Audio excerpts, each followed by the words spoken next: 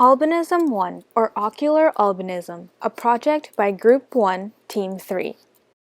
Albinism is a disease that affects pigmentation, rendering little to no color. This presentation specifically talks about Albinism 1, or Ocular Albinism. The image on the left here shows a retina that is affected by albinism, distinguishable by the reduced pigmentation.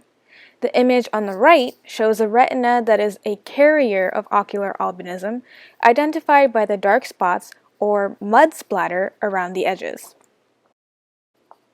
There are several signs and symptoms of ocular albinism. Astigmatism, which is a defect in the curvature of the eye, causes blurriness in vision, eye strain, and headaches. Other symptoms include involuntary movement of the eyes back and forth, lack of development of the fovea that leads to blurred vision, crossed eyes, sensitivity of the eyes to light, abnormal connections in the nerves from the retina to the brain that prevent the eyes from tracking together and reduces depth perception, reduced iris pigment, reduced retinal pigment, abnormal pupil shapes.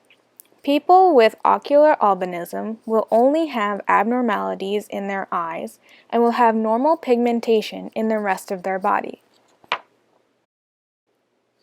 Ocular albinism is an X-linked recessive trait characterized by a mutation in the OA1 gene, which makes proteins responsible for retinal development.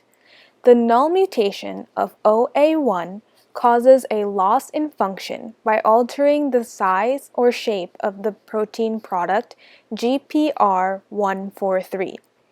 When the protein can no longer do its job, it causes a downstream effect resulting in overgrowth of melanosomes.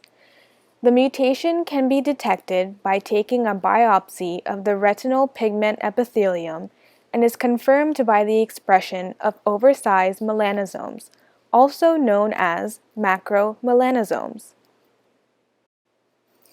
Melanosomes are organelles that make and store melanin, which is responsible for eye, skin, and hair pigmentation. RPE, or the retinal pigment epithelium, is a single layer of cells containing melanosomes that lie directly behind the photoreceptor cell layer in the eye. The RPE helps to protect the eye by absorbing and reflecting the light as it passes through the retina. I bet you didn't know ocular albinism type 1 affects 1 in 60,000 males. It is important to monitor males for signs and symptoms of ocular albinism if they have a maternal history of ocular albinism and/or have female relatives who are obligate carriers with retinal pigment abnormalities. This is important as female carriers have a 50% chance of their son having the mutated gene and being affected.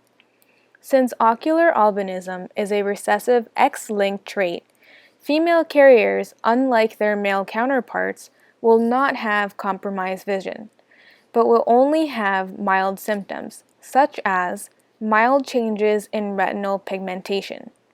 Occasionally, females will have more significant signs and symptoms of ocular albinism type 1.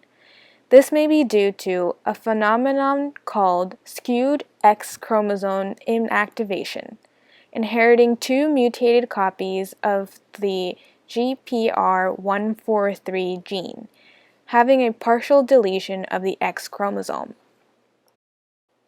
So how do we treat ocular albinism? Children under 16 years of age should have annual checkups to watch for refractive errors, which can be handled through usage of corrective lenses. Refractive errors should be treated as early as possible. Sunglasses or lenses that can filter light can help with hypersensitivity to light. Surgery for crossed eyes is not required, but it can be done for cosmetic purposes.